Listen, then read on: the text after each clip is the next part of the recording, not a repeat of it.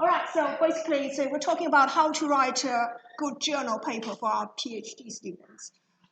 We know that sometimes I've got the publish or perish rule, which means that for PhD students, you do need to publish in some high-impact journals. Okay, so let's go through the outline. So we first start with, say, what do we need to prepare them for the paper writing?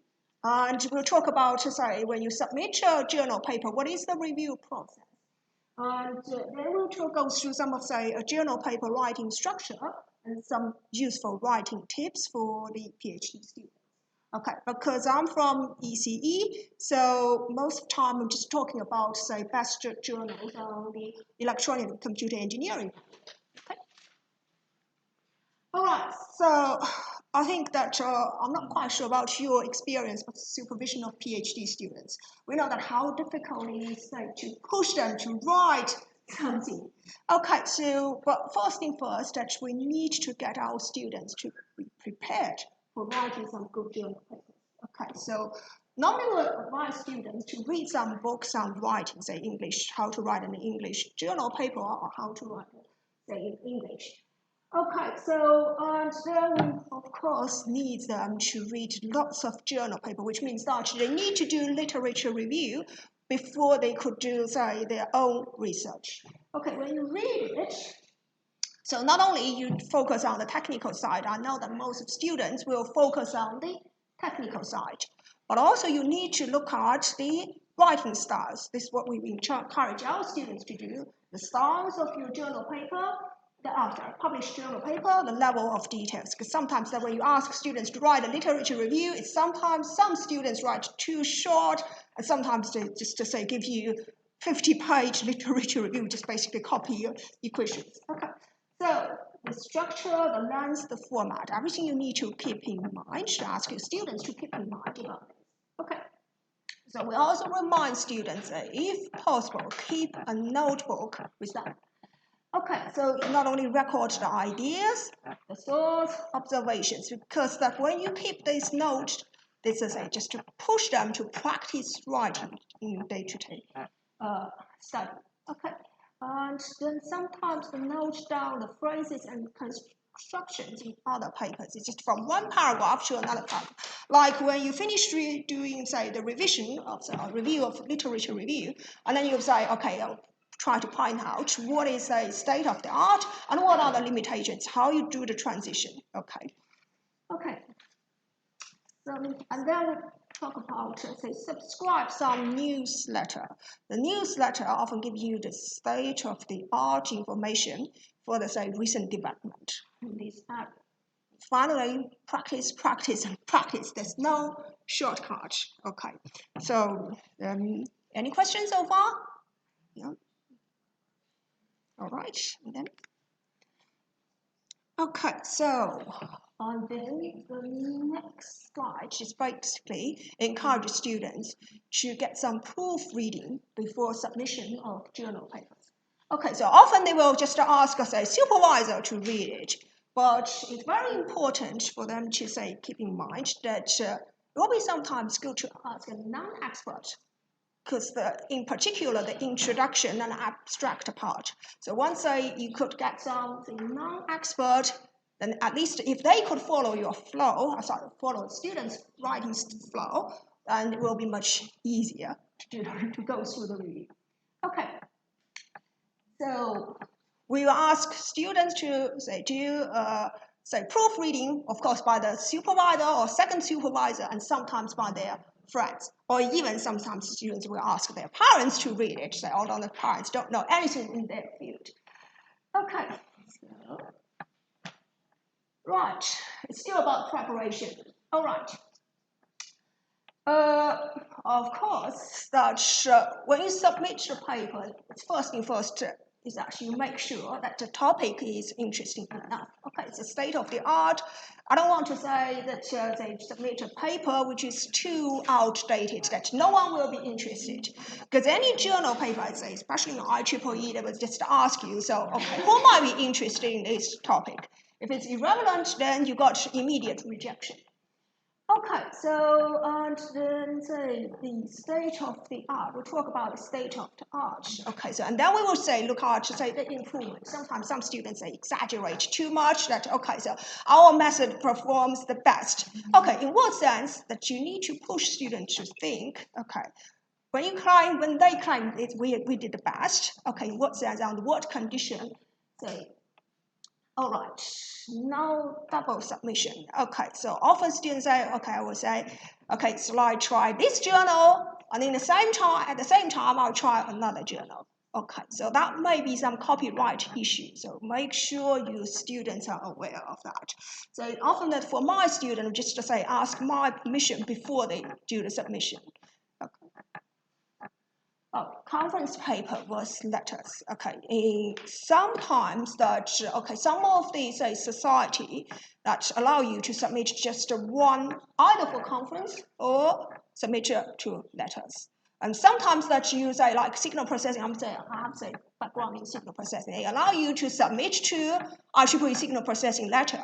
But in the meantime, they also allow you to present your work in their prestigious conference. I know that sometimes that okay, conference we may get more audience because that is face-to-face interaction.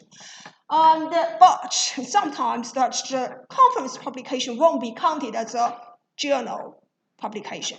So if you just have say want to have a quick report, we encourage students, say my student who submit to IEEE signal processing letters. In this sense, you still got a chance to present your work later on in a prestigious conference. Okay, but it depends on the study area.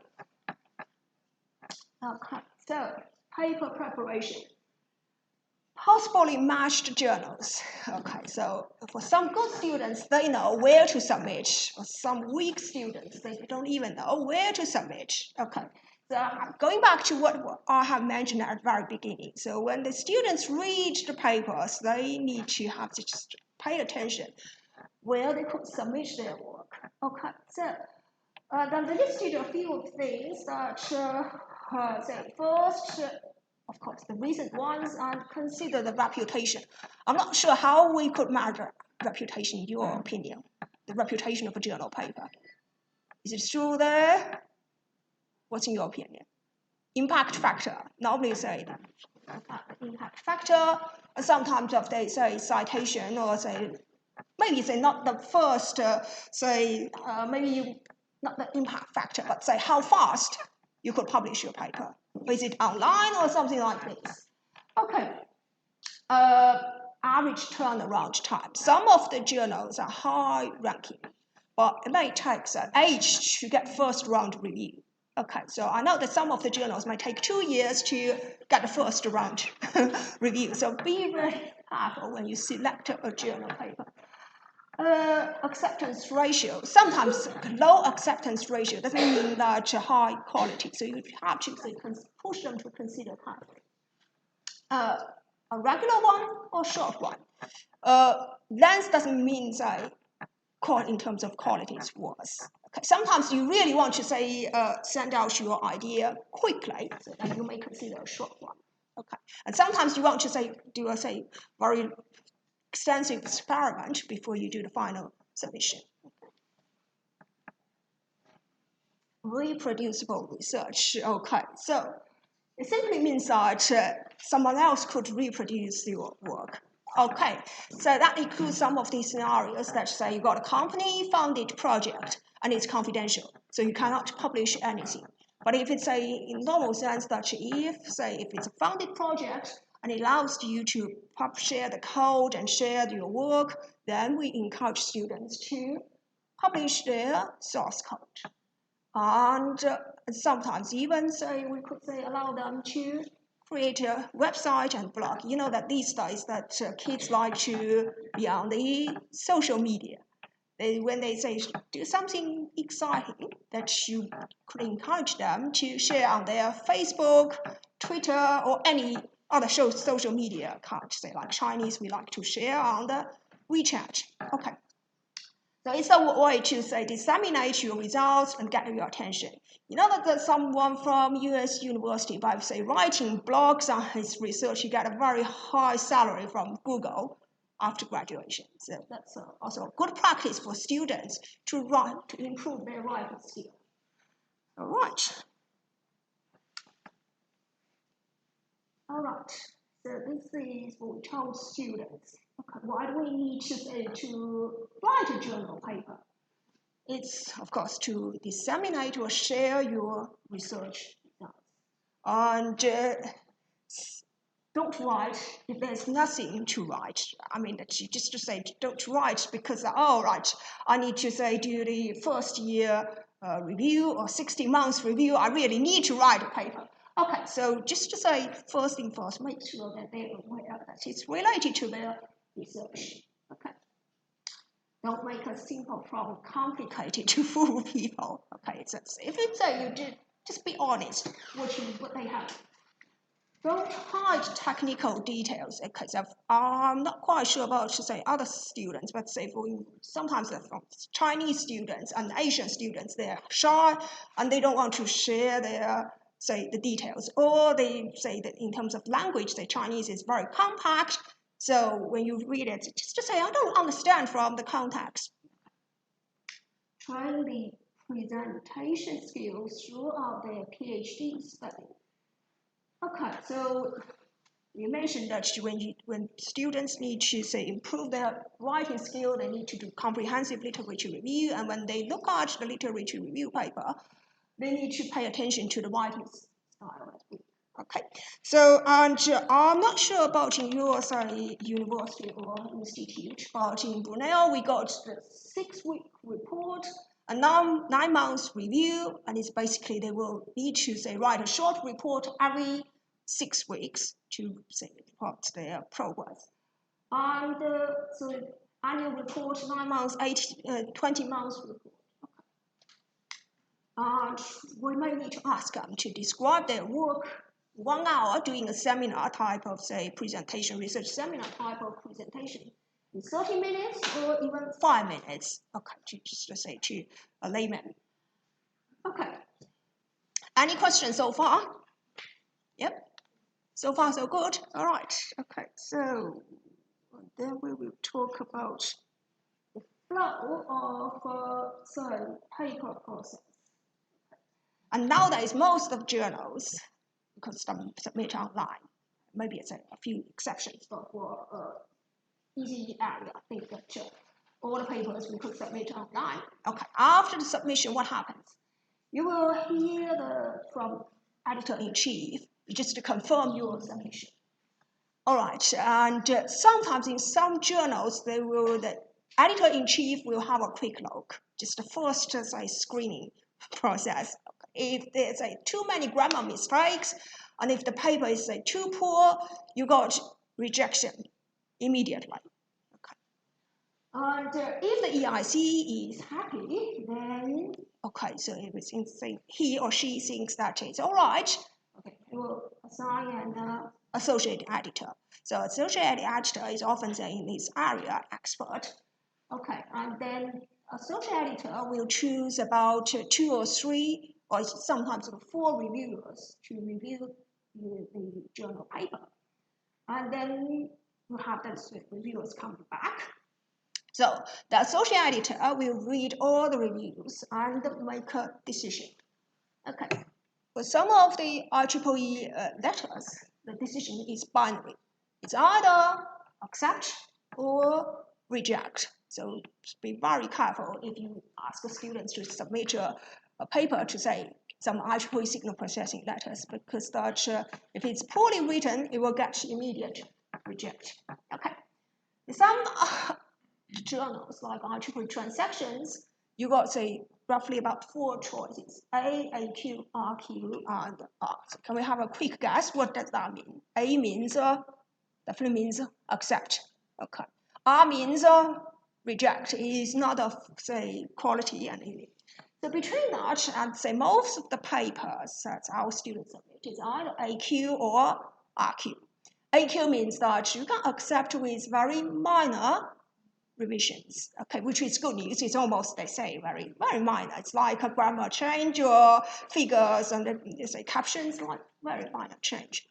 RQ means review after major revision. So there's something interesting there in the paper, but you still need to do, say, some extra experiments, or some of the theory may have some problems that in terms of the proof that students need to, say, think carefully whether you can, say, improve the proof or improve the practical work experiments. Okay. So this is about the general review process. Okay. Okay. So submit by the deadline, basic stuff. So okay. So anyone knows what is a special issue? A special issue is often saying in IEEE you got to say a narrow topic, a state of the art, but there's a special issue, say. And then there is a deadline. Normally, journal paper you could submit it at any time, but for a certain specific topic, that there's a deadline. So for the special issue, you submit. You have to, say, keep the length restriction, otherwise you either get fined or you will get immediate rejection. Say for some journals, if you have, say, extra length, they will say, okay, you pay blah blah extra money for the extra length charge. Okay. All right. And the length restriction, of course, font size, all the format restrictions students need to follow strictly. And grammar, spelling check, very important for some of, say, non-native speaker. All right. Okay. So who will be in students' paper? You got authors. You got we have just mentioned the editor-in-chief. He or she may reject immediately. Associate editor, relatively expert in this area, he will make the final decision.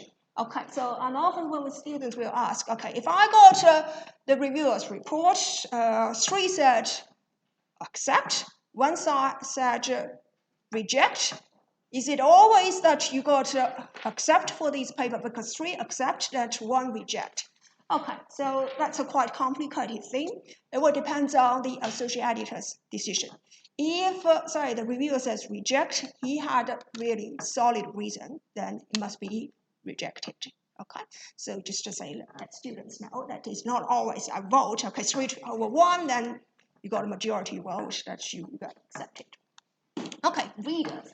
So students often ignore the reader's point of view. So try to make things as simple as possible and from the reader's point of view, because they did say all the work and then they think that, okay, all the readers or reviewers are expert, but not always. Okay. So we'll see that, okay, from the reviewer's point of view, so when we review, say, a journal paper, what will that ask? Or, say, you got a reviewer form, what kind of, say, questions do you need to tick all the box? Okay. So topic relevance, say, if you do something on the power, you cannot submit your paper to signal processing. So first is the relevance.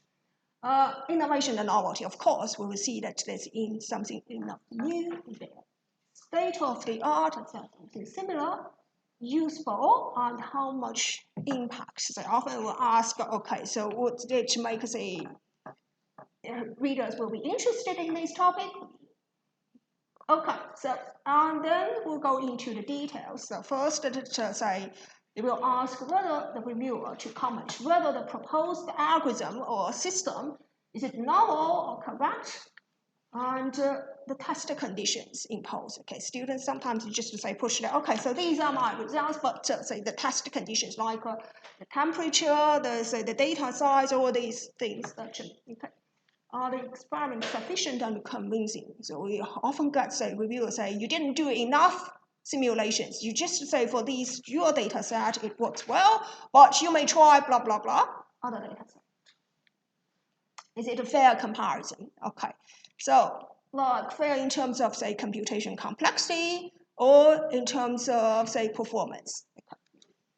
And reference, is it complete? Okay, say that because sometimes the reviewer finds that you didn't cite his or her paper, it means they come back, okay, you forgot about these ones. So when students do the literature review, we encourage them to forget as much as possible.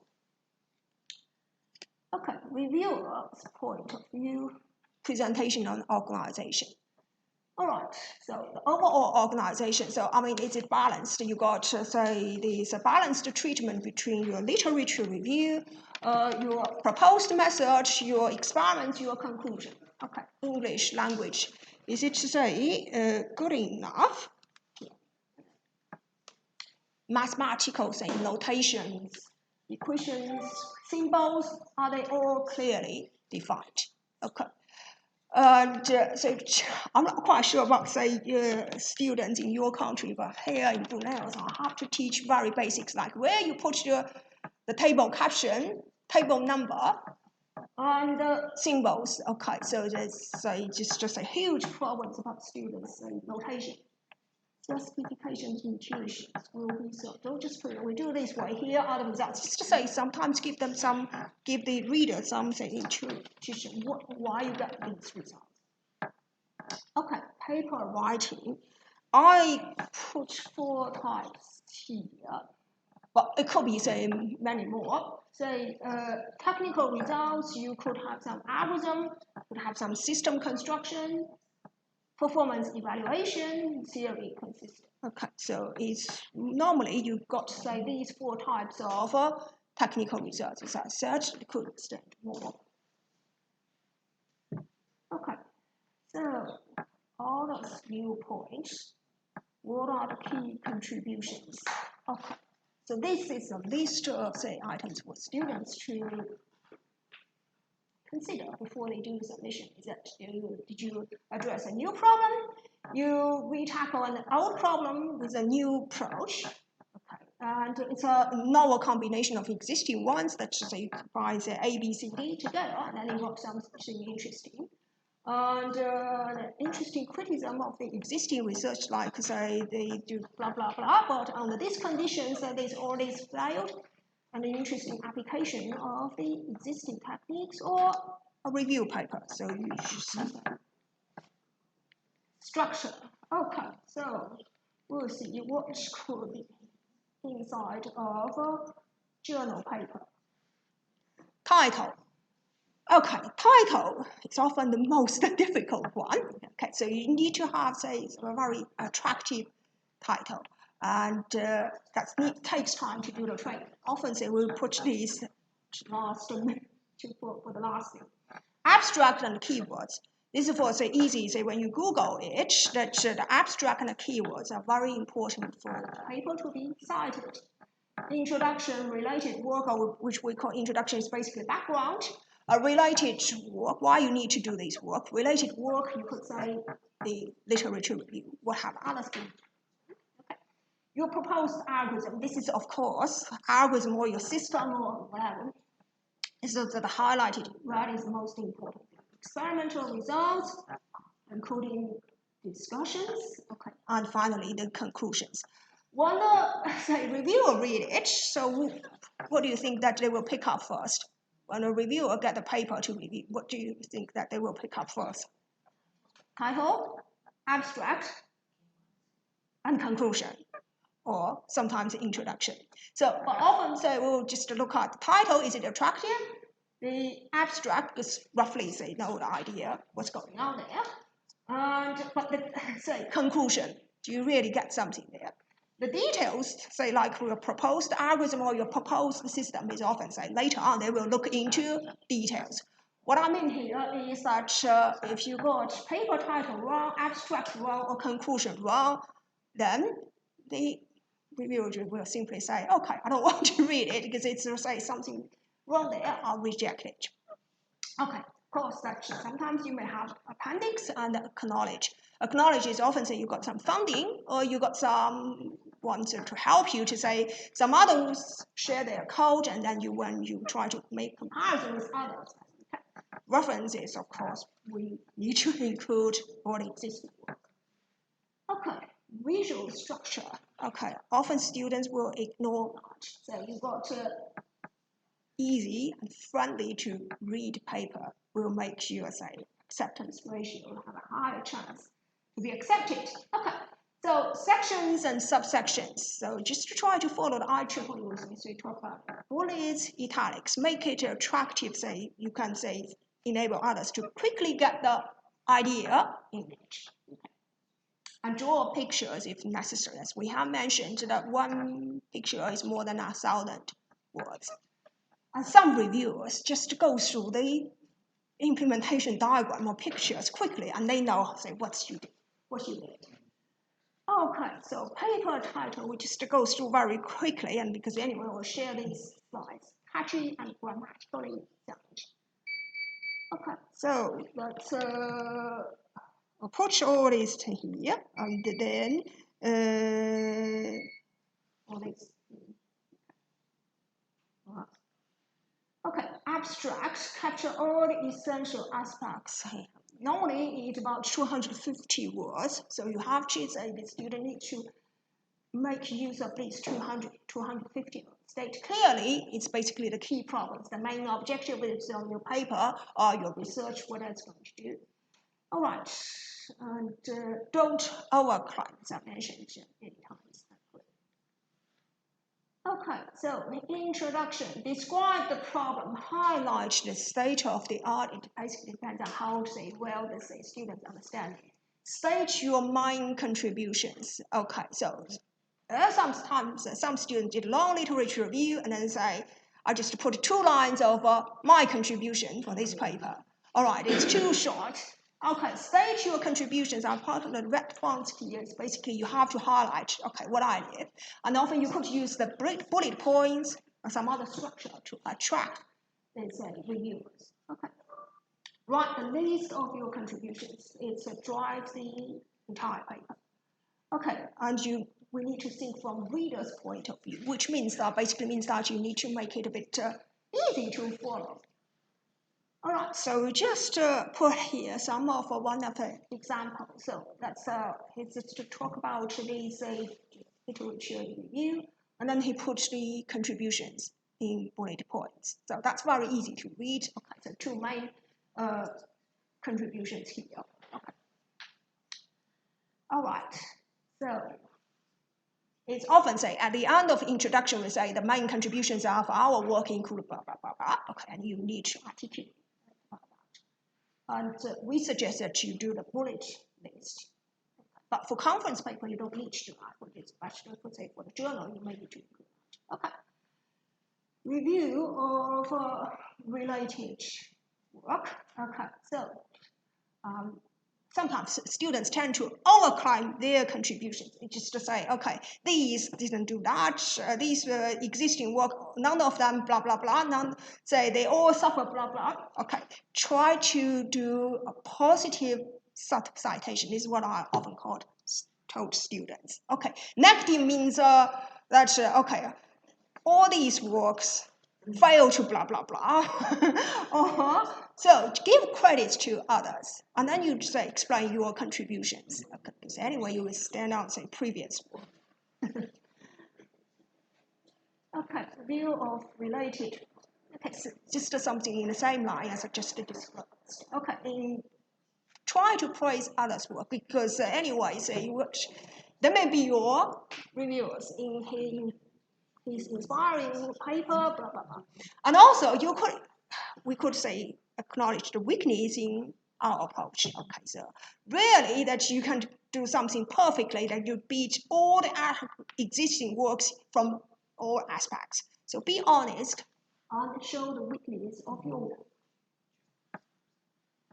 Okay, so that's propose the algorithm or method. This is the key part. Of course, that when reviewers started to read this, it's often say they find that you abstract your introduction and conclusion looks fine, and then they could just say start to look at these problems. Okay, the key points. I don't think I have time to go into all the details, but basically, so you first need to state what is the problem you're going to solve, and basically problem formulation. And your starting point in a simple words, that in a simple language, how you would say, try to solve the problem through your own way. And the key points, say, in your design. So you just highlight in a very simple way, justify it or okay. So if you need to do this mathematical proof, that's fine. If not, say sometimes it's just a system design. Okay.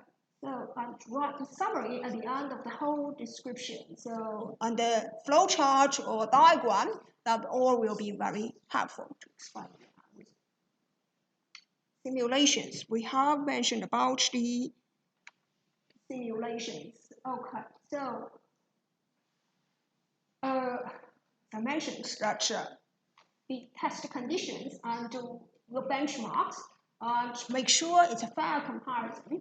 And the results should be repeatable. Repeatable means that someone else do your experiments, you could get similar. If it's unrepeatable, then they will question your credibility. Okay, that's again about simulation results. I mentioned before, figures, tables, but students often don't know how to put it in a proper way. Okay, and the reader-friendly considerations could be colors, font size, and okay. And if you got the same figure, let's say you need to put it in the same page, and the table, we don't want to have, say, part of the table on one page and part of it on another page. Conclusion section. I mentioned that conclusion section is often, say, when the reviewer read first, the length shouldn't be too long. Okay, so and sometimes that you need to provide a summary, like conclusion is different from abstract. Conclusion definitely have more information than the abstract. You might say you want to go through the milestones and high level of comments, let's say like such as lessons learned, trade-offs, blah, blah. And of course highlight their contributions, but rephrase it in say, which means that it should be different from the introduction part. Okay, and if possible, put some future works. Well, it's not necessary. Okay. All right. Reference. Okay, so give proper credit to others. Of course, you need to cite the paper. And when citation is needed, so use others' method or even key concepts from the main body of the paper, a set of, say, tabularized results and performance curves. Okay. So we know that whenever possible, you need to cite others' work. Okay. So that's about the citation. And often students say, okay, I put a citation and I listed the references. But these I put some of the cases. Okay, give you some time to find out. Anything wrong here? It's not a bad one. It's from say, one of our students. Is anything wrong? Okay. Often reviewers will look at the reference session first. We say, if it's does it follow the IEEE format? Yes or no? And then if it doesn't follow the IEEE format, we say first thing is you need to write in. All right. So some general rule, name, other names need to be in the same format. If it's a family name, given name, then it needs to be consistent. Like IEEE format requires the given name first, followed by family name. Okay, you could clearly see that the author's name, they're not in a consistent, right? You just look at number item 4, right? Fine, okay. And also, one be very careful about, say, capital letters and small letters. If we look at the first one, okay, anything wrong here? So only names. Yeah, the first one, that's the second name is different from the first one, right? Okay. So, and page number. Yeah. You got an extra space there. That's small things that students often ignore. Okay. So I won't give you. I'll just give you share with you the slides, no problem. Okay, you could see that although it looks that the first when you look at first, it's not so bad, but when you go into details, you could see that, say, like the first item, author's name, wrong. And so you said that there's an extra space here. And IEEE transaction R, sometimes you need to use the IEEE trans R. Okay. And like the second one, IEEE signal processing magazine, you need to put it as a highlighted in the yellow. You need to put it in the italic. But, okay. So that's when you look into details, almost all of them have some problems one way or another. So we encourage students to check very carefully about these presentations. Oops, all right.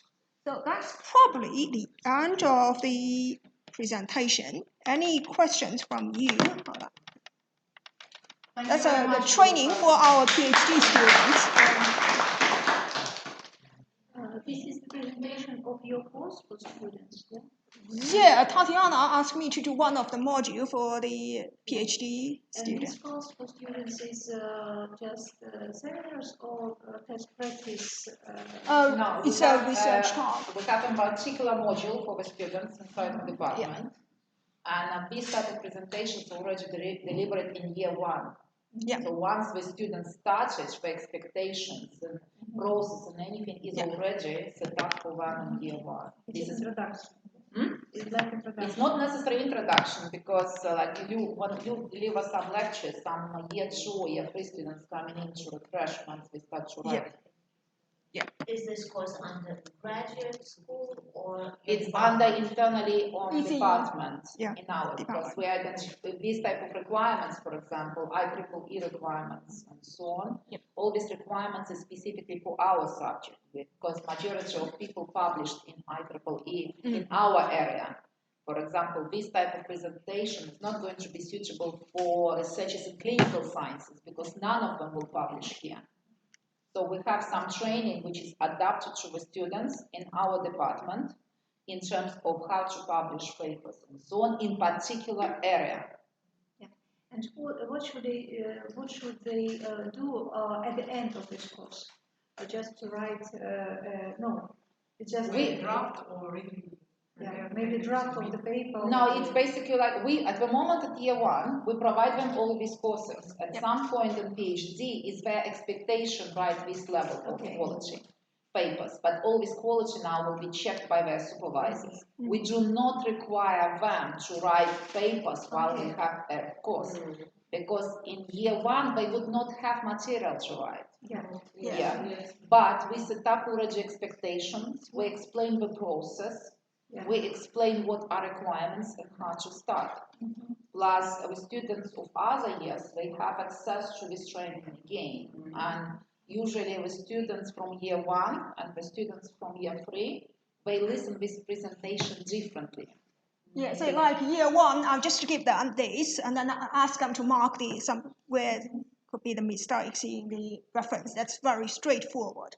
But for year 2 and year 3 students, if they come back for this talk, I'll give them, say, a review, say a paper review, and then give them some examples how you could, say, reply to reviewers. How you could reply to very often they bring their own papers, and once they've done all this training, they basically were significantly faster spot these minor mistakes, which it's, for example, this type of mistakes or some notes, but it's seen by students is not necessary. So basically, they would always ignore all these bits and pieces. Yeah. What is the work of this module? Pardon? What is the work of the duration? Is it just you deliver only one lecture on how to write, like, so it's 2 hours lecture. Like 2 hours? It's 2 hours interaction. Yeah, but that's today I just shrink the. Yeah, it gets much smaller, but shorter. But also we have other training as well, so it's not only this one. How to do presentation, like how to. Is it going compulsory kind of? It's compulsory for year 1 students. Working on data examples of some statistics. No. In our current settings of PhD, for year 1 students, attendance of this module is compulsory. In this module, they would be getting training how to write presentations, what are the basics and foundation of research methods in our particular area, what are specifics, how to manage, yeah. Also, some basic statistical methods, completion of statistics, for example. In our case, majority of students manage to work with with a lot of data, which require quite a lot of statistical analysis. So we have online courses that students complete. It just basically provides certification. So they complete in their own time. There is no any formal test or examination. Because in Latvia, for example, nowadays it's very popular that the gap between age of PhD is very different. So some students who are kind of older, they have like limited knowledge about. Yeah, we have like sort of like. So they have, I guess in Russia it would be the same. No, I don't know. But yeah, we have like sort of basically. But don't forget for these type of modules, we are making sure we meet with students, we meet cohort, yes, and you could really see what requirements they need. So basically oral presentations or specifics of research in our area or particular areas where we always would cover in one or another way for the students. So we are adapting all this for our students' needs. For example, these type of modules, it will be super difficult to deliver at university level because all these requirements is only for us, for our subject areas. Subject area. Yeah. So other subject areas, they do something similar, but for their subject areas and requirements. Okay, so we have sort of centralized training. Could be different requirements. Yeah? Pardon? Yeah, sorry. Different journals have Different It's requirements. normally it's not about the journals. It's about publishers. Yeah. For example, there is IEEE publications, like Lou mentioned. There is a Springer publishers. There are different requirements. Eurosafe, Okay? yeah. Eurosafe. Yes, yeah. So basically, if you have a look CV. at different publishers, series of journals will have different. Yeah. But it's not individual journal. It's more Yeah, about like overall. So yeah, overall. yeah, for our area, because we publish using this publisher quite a lot, and we are making sure students are aware of all these small things. They think it's not important. Or they often ignore that. Yeah, they do. Oh, They do regularly ignore, and you really need to reinforce this. As I understood that this lecture is just one small part of the module you're Yeah. And can we see the structure of the module, maybe the whole module? Yeah, I can take it out and I can provide you, for example, how this module has been run this academic year, last academic year. So basically, it's I can really provide very you. interesting, yeah, because it's not professional model, it's just for soft skills, yeah. It's soft skills, but inside of requirements, inside of our subject. So basically, because don't forget, there are soft skills like how to make presentation, how to make a poster is very much generic. So this could be delivered by graduate school, and this is what we are doing. But for how to write the overall structure of paper, they can deliver as well. But this type of small specifics, yeah, so we are delivering inside. We are basically making sure that we tailor all soft skills, practical. But model it's about specific requirements. But the methodology of this model is maybe could be common for every sphere, yeah, because it could be, but I think in our department it's in our university. Each department has sort of freedom to define the structure which is the most suited for their department. For example, in our subject area is important statistics. Yep. So, and it's important the data analysis and all this, but it's not necessary this needs in another department. Or for example, in business school, when the students come, they have really good communication skills. They're already very good in debating and defending their work. Rather, in our case, we need to educate our students. With skill-based matrix is completely different from one subject to another one. And this module which we discuss now, we adapt to skill-based of our students. It's not necessary we will cover all skills, yeah, but it's provide them insights on the area where we're doing research, what are specific, so we can go and push faster. Otherwise, all this we need to find out in hard way. So to improve the effectivity, yeah? Exactly. Overall, for the PhD students, how do you divide the responsibility of providing the communications between the professors and the one who the supervising professor and the PhD student? Do you have a division of responsibilities throughout these PhD Well, so, you come on. okay, Let's so I think it depends on the student's ability. Okay, so of course it's a joint work between PhD student and supervisors. For some of the students, let's just say he wants to be independent, and he can lead you, say, in this area, because say after 1 or 2 years, he's more expert. But for some students, they're really weak, and then you need to support. I don't think we have a clear, say, Well, we don't have a policy. pardon? no. No, we don't have any policy. Well, it's basically dual responsibilities. Yeah. Responsibility of supervisor is making sure the job is up to quality. Yeah. The students has been trained, has been pulled in. And normal expectation is the students writes the publication, all publication, but supervisor helps to make sure that its review goes smoothly, quality is there, provide a lot of feedback. Internal revision for some papers can go 4, 5, 6 times until it will be pulled in. Just educational process. Related questions about a joint publication with supervisor, because it's common practice in Poland to publish. I don't know, probably it's also in other countries, maybe to have the common publication. Joint publication with supervisor. It's especially in life sciences when there are teams. So there is a joint publication of the whole team because there are joint research when there are several PhD students and there is one joint publication of, let's say, 3 PhD students and their supervisor. That's in our Is it? It's exactly the same in our area. Normally, it's common. It's nothing like that you have your there is a PhD student and he or she prepared their own. No. It's always a joint. Don't forget in our case, PhD students is very much integrated with PhD supervision. Because if you want to complete within 4 years, it's very few students, unless they had previous research experience, they cannot finish by themselves. They need to have help.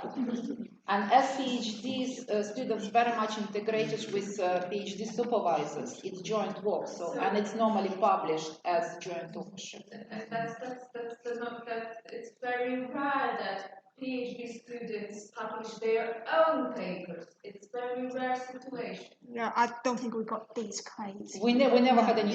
Majority of our students, we all actually, I never come across with students who publish without their support. Okay, that's because when I heard the presentation and then the discussion, I have this impression that there is a PhD students who come with PhD students prepares everything. Yeah, so we need to. Because the practice in college universities that the majority is joint publication. Yeah, it's joint.